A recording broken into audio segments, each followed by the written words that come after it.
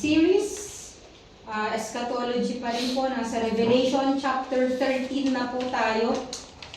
At dito po sa Revelation chapter 13, ang pamagat po ay the coming Antichrist. Lahat po ng bansa meron pong presidente, di ba?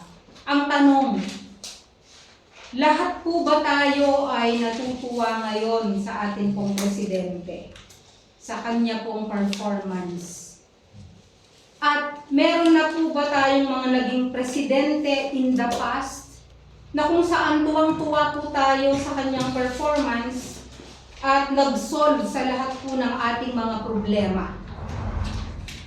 Sa ating pong bansang Pilipinas, maging sa iba't ibang bansa, I believe na lahat po ay nagdidream, nangangarap na magkaroon ng isang presidente, hari, namumuna, na kung saan ay talagang makakapag-solve sa lahat ng problema ng bansa kung nasaan ka o nasaan man sila.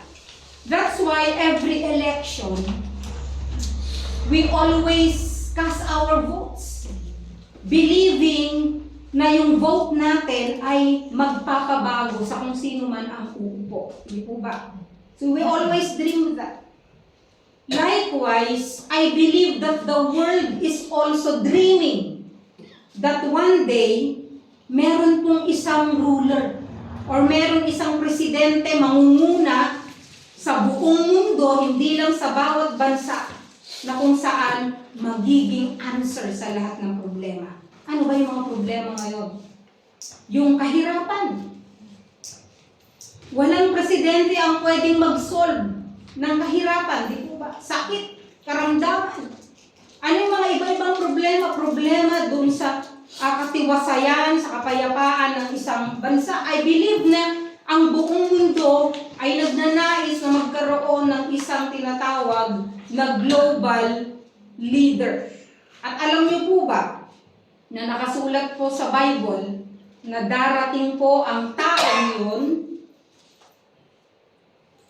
bagamat ito po ay hindi nagmula sa Diyos, ito po ay inalaw o iaalaw ng Diyos. But there will come a time that there will be this global leader and this strong leader na kung saan ang lahat po ay titingala sa kanya. At ang sabi ng Bible, ang lahat ay sasamba sa kanya. Lahat ng mga hindi po nakakilala sa Panginoon. And He will come and unite all nations. He will give hope in the midst of hopelessness. And He will be the one who will provide peace. Peace that is not lasting, of course. It's a temporary peace, but a temporary peace and security to the world as a whole. At sino po ang taong ito? Siya po yung tinatawag nating Antichrist. Alam ko po, naririnig po natin yung salitang Antichrist kahit po ang Hollywood, kahit ang mga pelikula, sila po ay gumagawa ng mga film kung saan pinapakita po nila kung ano yung kanilang pagkaintindi doon po sa Antichrist. At yung isinasama po nila doon yung the mark of the beast. Then of course, naririnig po natin yon at akala po ng iba, yun pong Antichrist na ito ay kagaya lang po ni Santa Claus o kagaya po ng Easter Bunny, na kung saan ito ay kathang isip lang, subalit ito po ay totoo. The Bible prophesies that a world leader will rise into power. Pinaprophesy po ito sa Bible. Kung nakaprophesy sa Bible ng pagdating ng Messiah, nakaprophesy din po sa Bible yung pagdating po ng Antichrist. He will rise into power and he is going to rise to authority like no one has ever had in the history of the world. He will bring worldwide peace and prosperity, but he will be possessed by Satan. He will be possessed and he will be called the beast. Gusto ko lang pong basahin sa 1 John chapter 2 verse 18. Ang sabi po dito sa 1 John chapter 2 verse 18, ito po ay sinulat ni Apostle John at ang sabi niya, "Children, Yung children na iyon ay para po sa mga mananampalataya, no? Children, it is the last hour. Tayo ay nasa huling oras na. It is the last hour, and just as you heard that Antichrist is coming, even now, many Antichrists have appeared. From this, we know that it is the last hour. So sabi po ni John, kagaya ng narinig nyo na darating ang Antichrist. And then dun po sa verse 22, ang sabi niya dito, who is the liar, but the one who denies that Jesus is Christ, this is the Antichrist, the one who denies the Father and the Son. Another verse po ni John ay sa 1 John chapter 4, verse 3, at ganito po ang sinasabi sa verse 3. And every spirit that does not confess Jesus is not from God. This is the spirit of the Antichrist, of which you have heard that it is coming and now is already in the world. Okay? Tapos po, doon po sa 2 John naman, sinulat pa rin po ni Apostle John, 2 John chapter 1 verse 7, ang sabi, for many deceivers have gone out into the world, those who do not acknowledge Jesus Christ as coming in the flesh. This is the deceiver and the Antichrist. So there are 4 verses about the Antichrist, and they are found only in the New Testament, in the book of John, at si John lang ang sumulat. 4 lang na word na yon na Antichrist. Pero ang ibig sabihin po nito ay ang espiritu ng Antikristo, at ang isa po ay ang Antikristo mismo. So dalawa po yung tinutukoy niya dito, the spirit of Antichrist, or yung mga Antichrist na dumating na at nandito na, at tumutukoy din siya dun sa tinatawag na yung mismong Antichrist. Okay? So, ibig sabihin, yun pong Antichrist may dalawang meaning. Marami pong Antichrist, pero iisa lang po yung Antichrist na capital letter A. Okay. So, yun pong verses na yun na binasa ko, yun lang po ang verses na kakikitaan natin ng word na Antichrist. Sa Greek word, ito po ay Antikristos.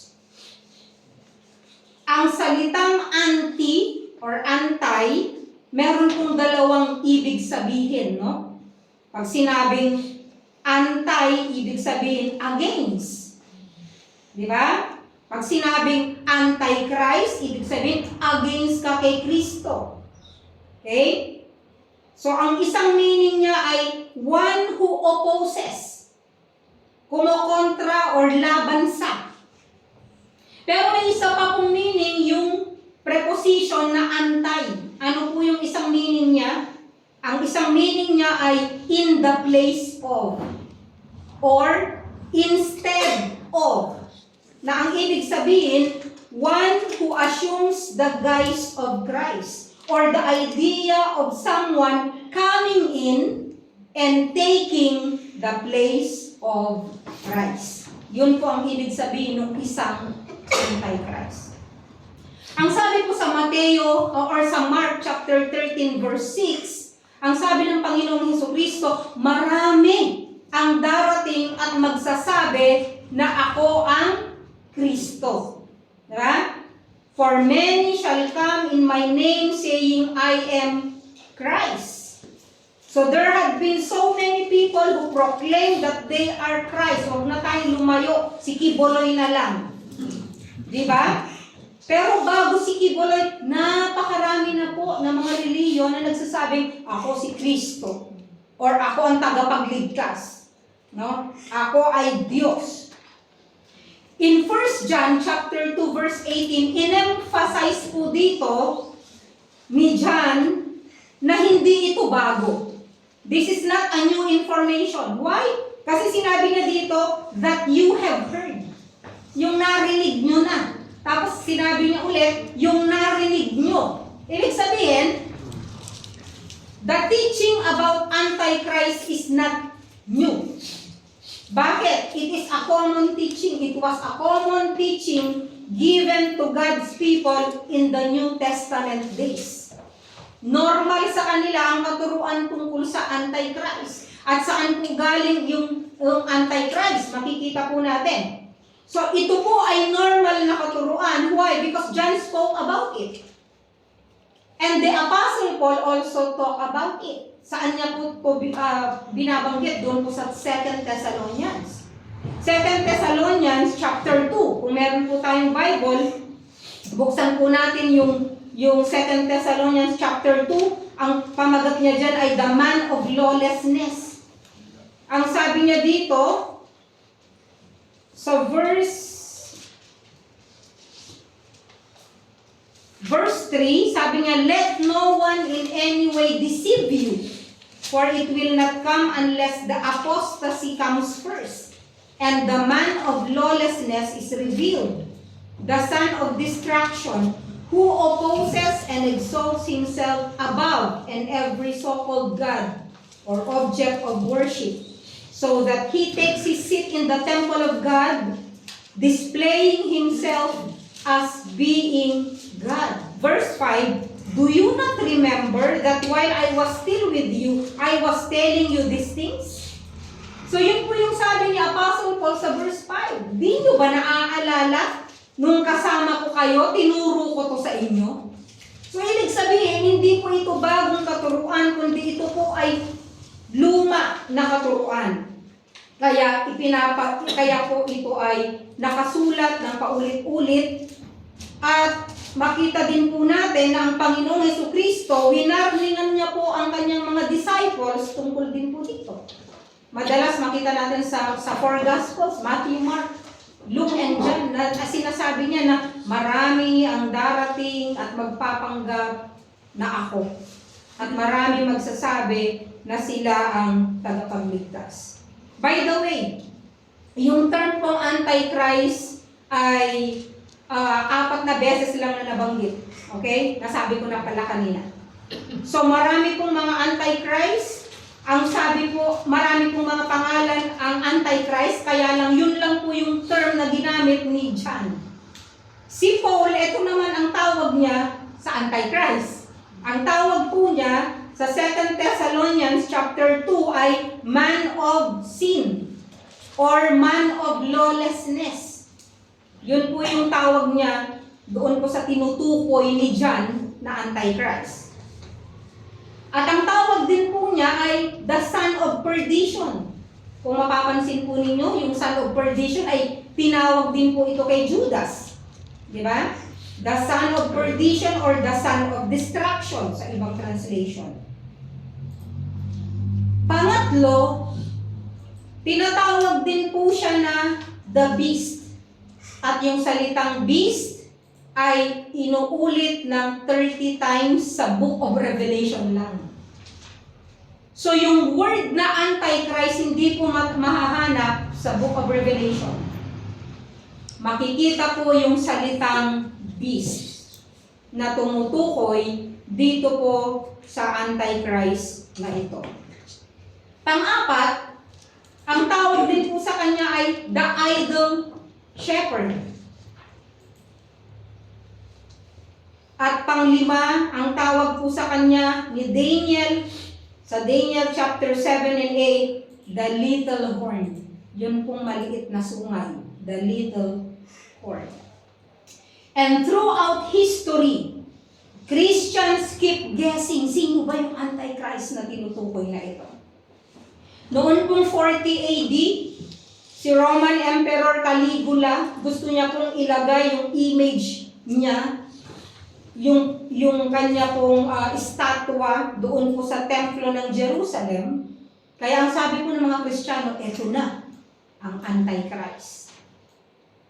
And then, si Caesar Nero, si Emperor Nero, noong 50 AD, ang sabi po ng mga Christians, eto na ang Antichrist. Or dumating na ang Antichrist. Ito ay si Emperor Nero. Bakit? Kasi beast siya eh. Mabagsik. Tinignan natin kung paano niya pinapatay ang mga Kristiyano, kung paano niya pinakain sa leon, kaya yung pong Colosseum na yan, diyan niya po pinapatay yung mga maraming Kristiyano. Sa atin ngayon, parang tourist spot.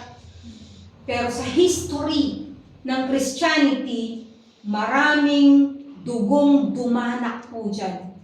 Yung ilalim niyan, punong-puno po yan ng dugo ng mga Kristiyano.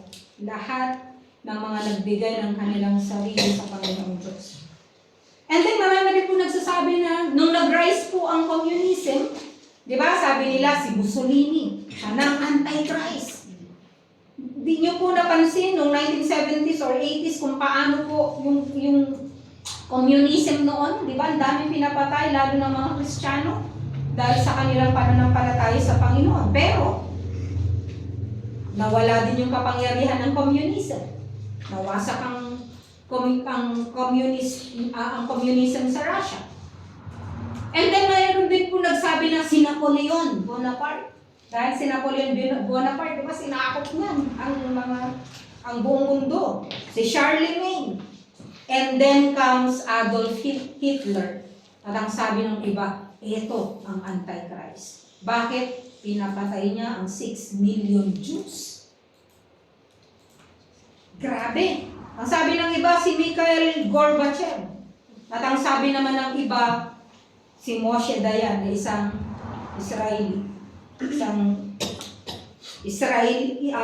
Israelita mismo. Sinabi nila, Antichrist daw yan. And so, through the years, ang dami po nilang mga guesses na Antichrist. Kasama na po ang mga presidents. Narinig nyo na po? Si Thomas Jefferson, Antichrist yan. Si Roosevelt, Antichrist. Si Kennedy, Antichrist. Sabi nila noon, si Ronald Reagan, yan. Si Bush, Antichrist. Sabi nung iba, kung narinig nyo, si Obama daw ay Antichrist. Diba? Narinig nyo yan lately? At ang sabi naman ng iba, ang Papa or yung mga nakaraang umupo na mga Pope ay Antichrist. Yung iba pa nga nagbibilang kasi doon sa hat ng Pope kasi meron doon nakalagay Vicarius Filii Dei. Kapag inad mo lahat yun, 5, 1, B, yung mga yun, kinwenta nila, ang total nun ay 666. Kaya ang sabi nila, yung Pope daw yun, si Pope John Paul II daw noon, siya daw yung Antichrist. And one publication said, the worship of the beast is the internet. Bakit? Kasi, www. Bakit www? The 6th letter of the Hebrew alphabet is Vav. No? At 666. So every time daw na nagsusearch ka sa internet, ibig sabihin nag-worship ka sa beast. Okay, sinearch ko rin po yun sa internet. Pero hindi ako nag-worship, ano? Okay. So, meron po lang 6 na bagay na gusto ko pong talakayin sa inyo tungkol sa Antichrist. Gamit po yung verses 1 hanggang 10 kanina. Number 1, yung wickedness. Wickedness. Revelation chapter 13 verse 1. Ang sabi dito, bago po yun, ang sabi niya, and the dragon stood on the sand of the seashore. Sino po yung dragon? Sa Revelation chapter 12? Si Satan. Okay. Ang dragon po ay si Satan. He stood on the sand of the seashore. And then I saw a beast coming up out of the sea. Okay, meron daw isang beast coming up out of the sea. Ibig sabihin, tumataas siya. Okay? Galing sa sea. Okay? Kung titignan po natin sa Bible, yung consistent meaning po ng sea dito, kung ito po ay figurative speech, ito po ay tumutukoy sa humanity. The sea of humanity. Okay? So ang sabi po nila, na it is very possible na ito pong beast na ito ay manggagaling po sa nations. Ibig sabihin, siya po ay Gentile. Meron din kasing view na nagsasabi na siya po ay Hudyo.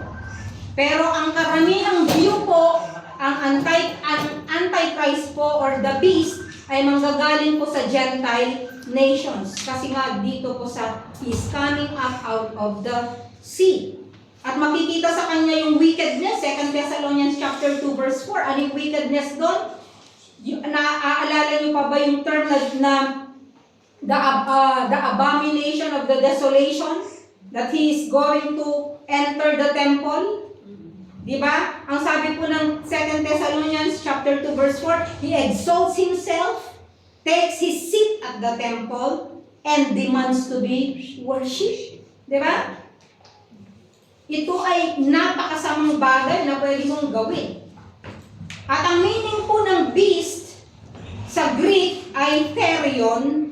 Therion, ang ibig sabihin po nito ay a fierce animal, a monster, which describes a vicious, killing animal. So, ibig sabihin, napakasama. Kung may taong masama, ito po ang pinaka-masama sa lahat. Kaya nga, the beast. So, there will be a beast that will rise from the sea of humanity, from the nations, or from the Gentiles. Pangalawa po ay sa verse 2. World dominance. Kanina po, wickedness. Pangalawa, world dominance. Verse 2. Ang sabi po dito sa verse 2, and the beast which I saw was like a leopard. And his feet were like those of a bear. And his mouth like the mouth of a lion. Okay. So, ang sabi po dito, meron po siyang doon po sa verse 1, meron din po siyang 10 horns, having 10 horns, 7 heads, and on his horns were 10 diadems, and on his heads were blasphemous names. So meron po siyang 10 horns, meron siyang 7 ulo, may 10 siyang sungay, at meron siyang 10 korona.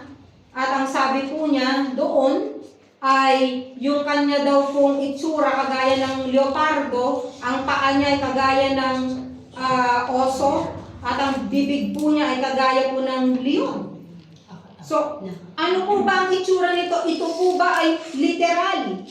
Literal po ba ang itsura? Kasi kung ipipicture niyo po ito, ano kaya ang itsura nito? Nakakatakot talaga. Yan ang sasabihin natin. Pero literal po ba to? No? Kung papansinin po ninyo, parang pamilyar ito eh. Kung nag-Bible reading kayo, parang nabasa ko na to eh. Saan nyo po ito nabasa? Sa Book of Daniel. Di ba? Nabasa nyo na po ba ito sa Book of Daniel? Oo. This is a familiar and similar with Daniel's vision in the Book of Daniel. Kung pupunta po tayo dun sa Daniel chapter 7, Daniel chapter 7, makikita po natin yung vision ni Daniel, may pinakita ng Diyos dito, the vision of the 4 beasts. As he lay in his bed, nagkaroon siya ng vision, at sabi sa verse 3, and 4 great beasts were coming up from the sea, different from one another. Meron daw siyang nakitang 4 na beast na magkakaiba. Different from one another. The first was like a lion and had the wings of an eagle. Tapos, the second one, resembling a bear. Yung pangatlo, ano ang itsura? Like a leopard. Sa verse 6.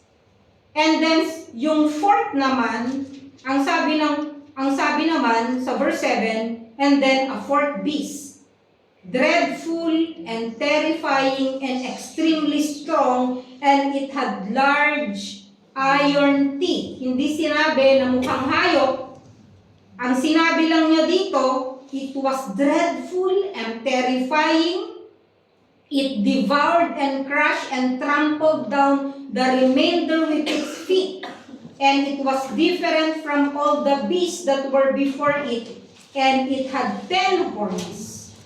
Verse 8, while I was contemplating the horns, behold, another horn, a little one, came up from among them, and 3 of the first horns were pulled out by the roots before it.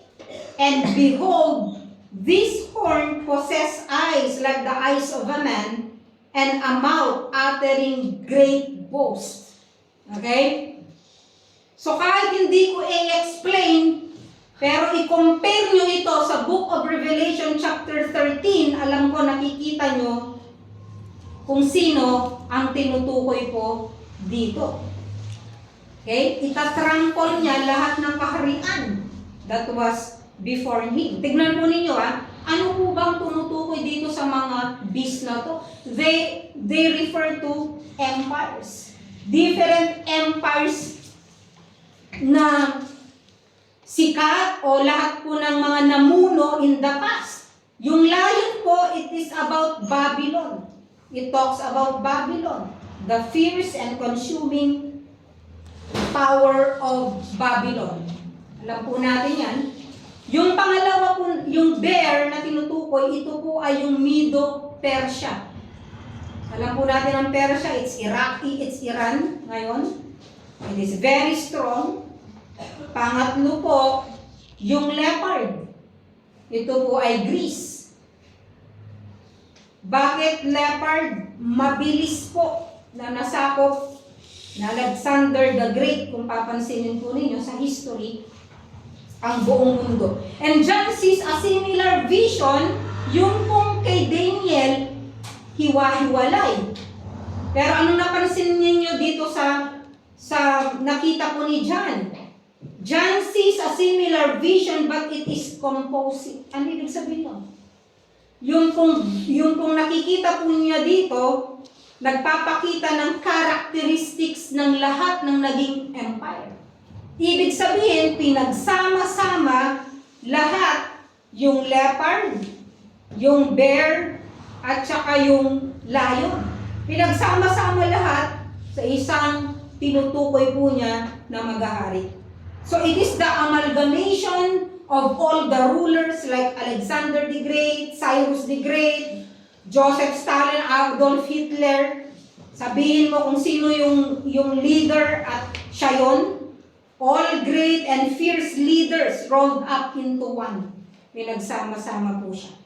At kung gusto niyo pong pag-aralan, pwede po ninyong basahin yung Daniel chapter 7, verse 8, verses 21 to 26, na pwede nating basahin siguro mamaya. Daniel chapter 8, verses 23 to 25, Daniel chapter 9, verse 24 to 27, and Daniel chapter 11, verses 36 to 45. Basta tignan nyo yung Book of Daniel. Kaya po magka-terno na pinag-aaralan ang Revelation at ang Book of Daniel. So the Antichrist rises out of the group of kings. Ito yung mga kings, ito yung mga namuno, but he will rise like the little horn. Diba sabi dun sa Book of Daniel, he will be the little horn, pero siya po ay tataas ng tataas at lalaki ang horn na ito. He is an intelligent person, an intellectual genius. He starts small, but grows larger, and he will become a proud orator and a leader. Bakit orator? Kasi he will speak of great boast. Like a typical politician. Nakakita na po ba kayo ng mga politiko na ang gagaling magsalita? Yan po, he is a typical politician. Ang tanong, sino pong magbibigay sa kanya ng power to rule? By the way, yun pong tinatawag dito na meron po siyang mga 10 horns, 7 heads. We believe, and many scholars believe na ito po ang tinatawag na 10. Ito po ay yung 10 nation confederacy na tinatawag nila. Hindi po malayo. At ang sabi po nila, manggagaling po ito sa Europe. Hindi nga po malayo dahil ito po ay pinagsama-sama na mga strong nations and they will become one. Okay? So, it is possible. And the Bible says, it is the dragon who gave him his power and his throne and his great authority. So, ang nagbigay daw po ng kapangyarihan ay si Satanas. Doon po sa Antichrist. Kasi yung Antichrist, tao lang siya, pero he will be possessed by the power of Satan. Ang tanong, kaya niya bang ibigay ito? Can he give power to a person? Yes. Why? Because God gave authority first to Adam, di ba? To Adam and Eve. I will give you authority to rule over all my creation. But He handed that authority to Satan noon siya po ay nagkasala. And because of that, no, ang Diablo po at ang kanyang demons, playground po nila ang earth. Nandito sila. Pinaglalaroan po ang mga tao, mga Kristiyano din, pero kawawa ang mga tao. That's why when Satan tempted Jesus at the wilderness, doon po sa Luke chapter 4, di ba merong instance doon sa Matthew chapter 4, tinempt po siya. Pero doon sa Luke chapter 4, tinempt po ng Diablo si Jesus Christ. Ano po yung isang temptation niya doon? Ang sabi niya, all of this I will give to you, for it has been handed to me. May dagdag na gano'n eh. It has, for I will give this to you because it was handed to me. At kapag luluhod ka, ibibigay ko lahat yan sa'yo. Pero ano ang sagot ni Jesus Christ? Thou shall worship God alone. Sabi niya. And then, umalis na po ang Diablo. So, tinukso po siya. So, His authority is also worldwide. Global. Ibig sabihin. Kaya naririnig niyo po yung salitang global market, global economy, lahat ng uri ng global. Naririnig niyo po ba na may time last year ba o the other year na nag-meeting pa nga ang mga presidents dito sa Rome? Sa may Palace Court ata, kung saan yan? Di ba? Nag-meeting po ang lahat ng leaders. Alam niyo ba pinag-uusapan nila lagi? Global economy, global peace, lahat yan pinag-uusapan po nila. No? And we know that there is 5 political agenda in the end times. Ano po yung 5 political agenda? Tandaan po ninyo ito.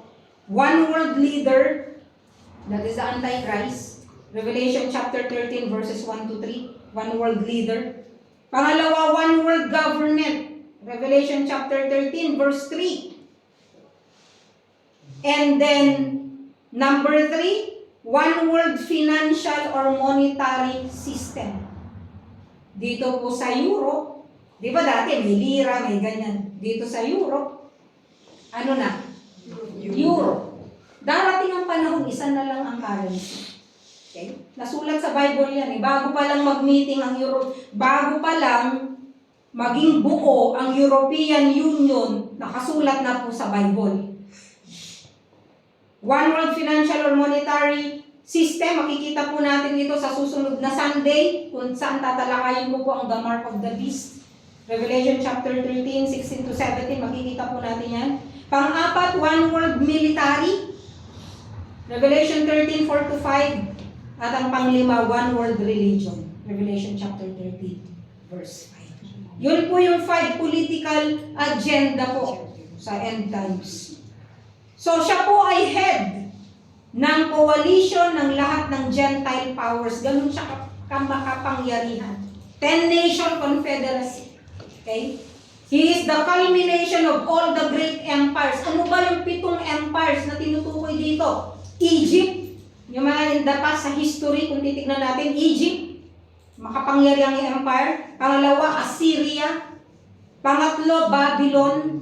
Pang-apat, Medo-Persia. Pang-lima, Greece. Pang-anim, Rome. At pang-apat, the final kingdom.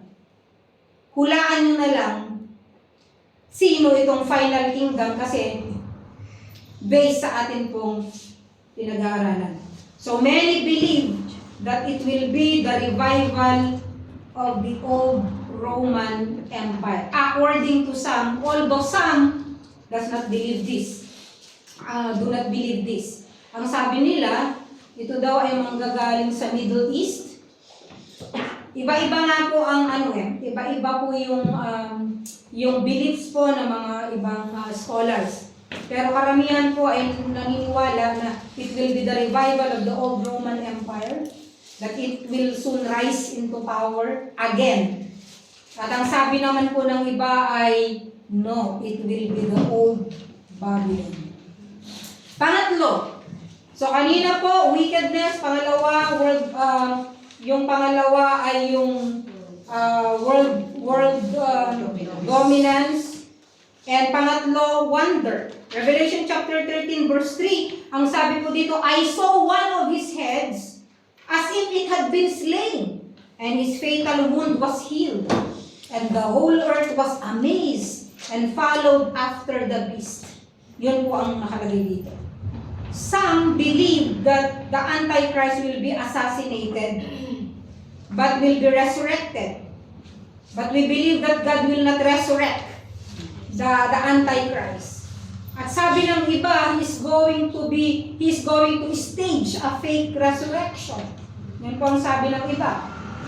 Na he will be assassinated, pero buhay siya. Pero ipapakita na patay siya. And that ipapalitawin na siya po ay nag-resurrect nag-resurrect ulit siya. Because we know that Satan is always a counterfeit. Napansin nyo, laging ginagaya kung ano ang original, kung anong ginagawa ng Panginoong Jesucristo. And so they believe that it is a pseudo-resurrection or a fake resurrection. And as a result, kung makita mo na nabuhay siya, ang Antichrist na ito, ano ang mangyayari? Pang-apat, worship. Revelation chapter 13 verse 4. Anong sabi ng Bible? Pagkatapos nilang ma-amaze, after that they have wondered, verse 4, they worship the dragon, that is Satan, because he gave his authority to the beast. And they worship the beast, saying, who is like the beast? And who is able to wage war with him? And so, marami pong mamamangha at marami po ang sasamba. Ang sabi po ng Revelation chapter 13 verse 8, jump po tayo doon. All who dwell on the earth will worship him. Lahat ng nandito po sa earth during that time will worship him. Everyone whose name has not been written from the foundation of the world in the book of life of the Lamb who was slain. Sino po yung sasamba? Sa dragon or kay Satan at doon po sa Antichrist? Yun pong mga tao na nandito sa lupa. Wala po ang church. Wala po tayo dito. Pero lahat daw po na hindi nakasulat ang kanilang pangalan sa aklat ng Lamb. Sa aklat ng buhay ng Lamb. But you know what? Kung sino ang nandun sa earth, wala ang church. Ang tribulational church. May mga hindi sasamba. Kaya nga po sila maliligtas eh. Maaaring sinasabi mo, hindi muna ako magko-commit ng buhay ko sa Panginoon. Total, may chance pa naman. Ngayon nga na walang persecution, hindi ka makapag-commit. Ano kasi Superman pagdating ng tribulation? Na kaya mong tiisin lahat ng paghihirap at persecution during that time? Ang sabi po ng Bible, nakasulat na. But hindi ko po sinasabi na they are predetermined. Yung mga saved ay, hindi ko sinasabi na yung mga maliligtas ay predetermined. Nakagaya po ng ibang katuruan na alam na ng Diyos, sinulat na niya lahat kung sino maliligtas. Sorry na lang sa hindi nakasulat. They are not predetermined, but they are predestined. Why? Ba't sinabi ng Diyos ito? Kasi God is God. Alam na niya agad, although ino-offer niya ang salvation sa lahat, alam na agad ng Diyos sino yung magmamatigas ng kanilang puso. If you remember, sa dami po ng mga pagsubok doon sa seals, anong sabi po doon? Nakakalungkot? They still did not turn away from their thefts, from their homosexuality, from their sins, from their lahat ng kasalanan, di pa rin sila tumalikod. God knows beforehand. Kung sino yung sasamba sa beast. Those whose names were not written in the book of Lamb will worship Him. Revelation chapter 12. Makita po natin si dragon, si Satan. At hindi po bago yung satanic worship. We know, sa Amerika, sa Australia, may satanic churches. Di ba? Hindi na po ito bago. Luma na ito. Satanic worship is sin now. Kahit sa music. Nakita niyong Grammys? Sino nakapanood? Sam Smith? Si Sam Smith na kumanta ng Unholy. Di ba? Ilantaran, pinapakita niya na he is a Satanist. Di ba? Si Madonna, nakita ko noon din yung presentation niya in the past, kung saan makikita mo talaga yung stage, para talaga siyang altar, para talaga siyang altar ng demonyo. Lahat ng nandun, nag-worship. And so people also worship Satan through music. Nakakalungkot, may mga satanic abortion clinics na pala in the US. Bago sila nag-a-abort and nagre-ritual pa sila. In-accept. There are satanic groups even in schools. No wonder kung paano na lang barilin ang mga kung sino-sino, kung paano ang patayan kahit sa school, kung paano pinagbabawal ang pananalangin sa school. Imagine nyo yan. Na pwede kang matanggal sa pagtuturo kapag nag-start ka ng klase mo na nag-pray.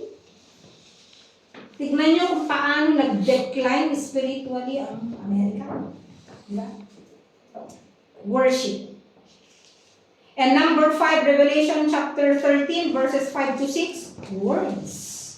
Words. Words can be good and words can be bad. Ang sabi po ng 5 and 6, there was given to him a mouth speaking arrogant words and blasphemies. Alam mo yung blasphemies? Mga hindi dapat marinig. And authority to act for 42 months. That's one way of saying 3.5 years. 3.5 years was given to him, and he opened his mouth in blasphemies against God, to blaspheme his name and his tabernacle, that is those who dwell in heaven. Sa simple na verse na yon, ang dami kong nabasang blasphemy. Yeah? Words. Daniel chapter 7, a mouth speaking pompous words or great boast. So the Antichrist will be a consummate politician. Lahat naman po ng mga leaders, all leaders who rose up to power, magagaling yan magsalita. He will be like this.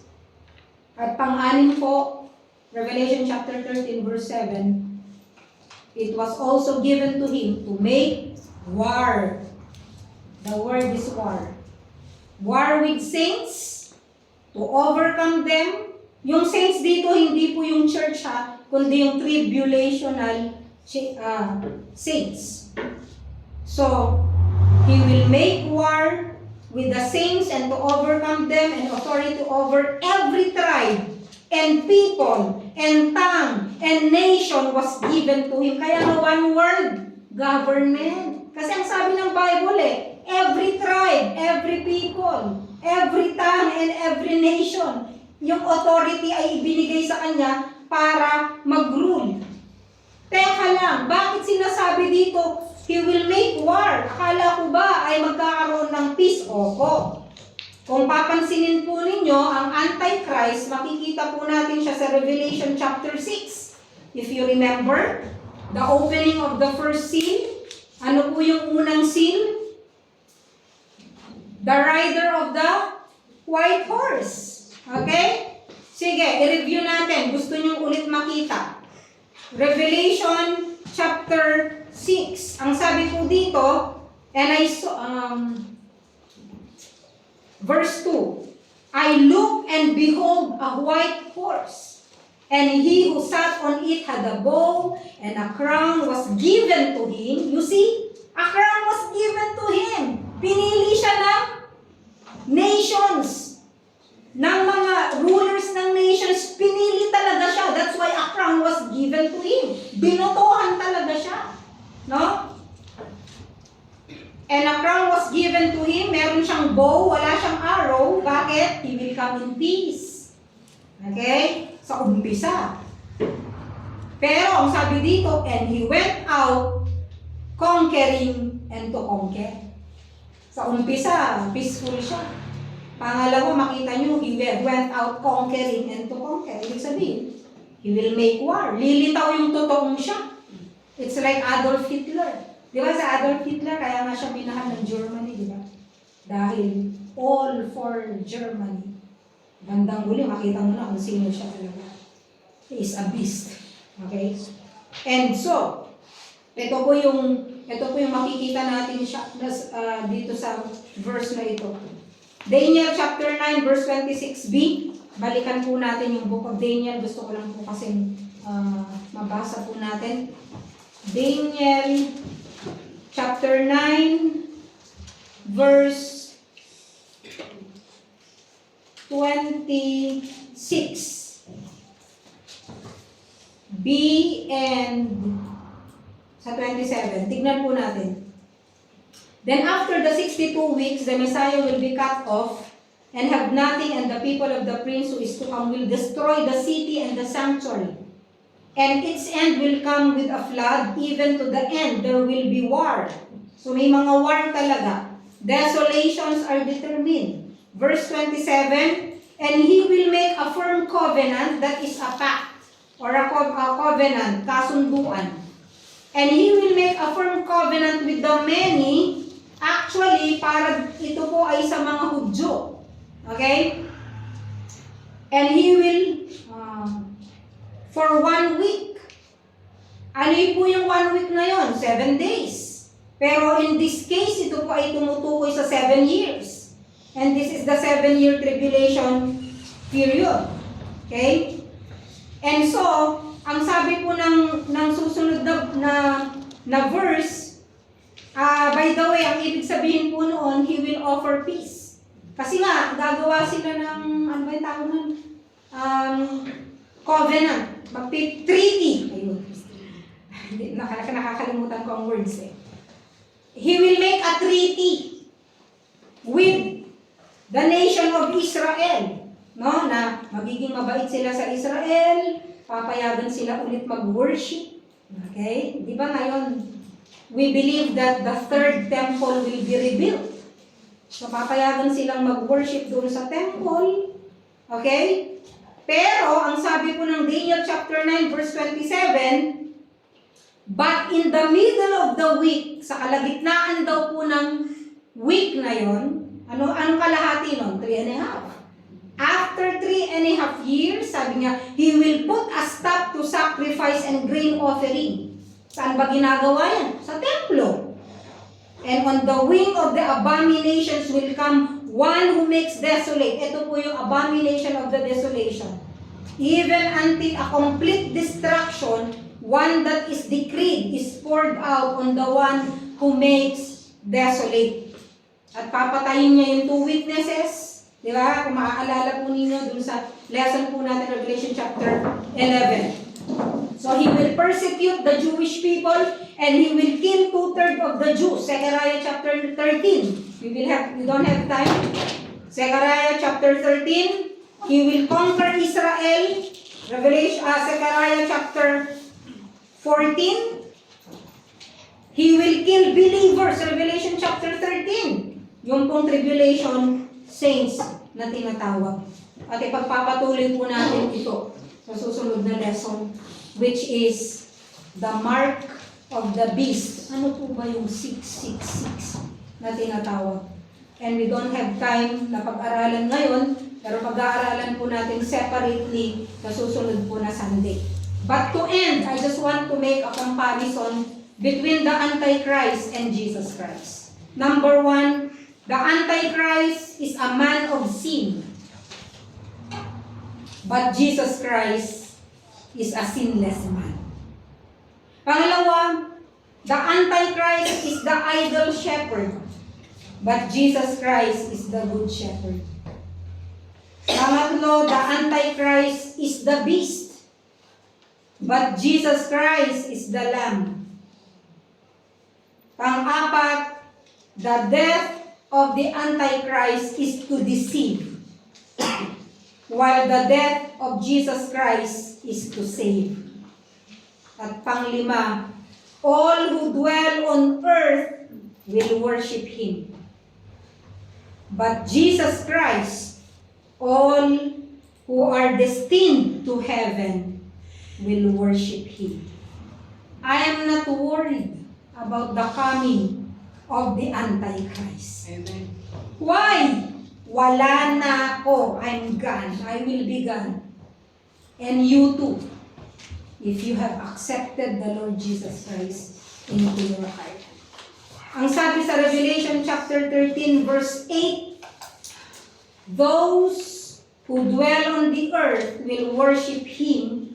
Lahat daw ay sasamba kay Satanas at doon sa Antichrist. Lahat ng ang pangalan nila ay hindi nakasulat sa aklat ng buhay. To the Lamb's book of life, the Lamb who has been slain. May mga pangalan tayo, di po ba? We have our names. Saan nakasulat ang mga pangalan nyo at pangalan ko? Pangalan natin sa birth certificate. Nakasulat ang pangalan natin sa birth certificate.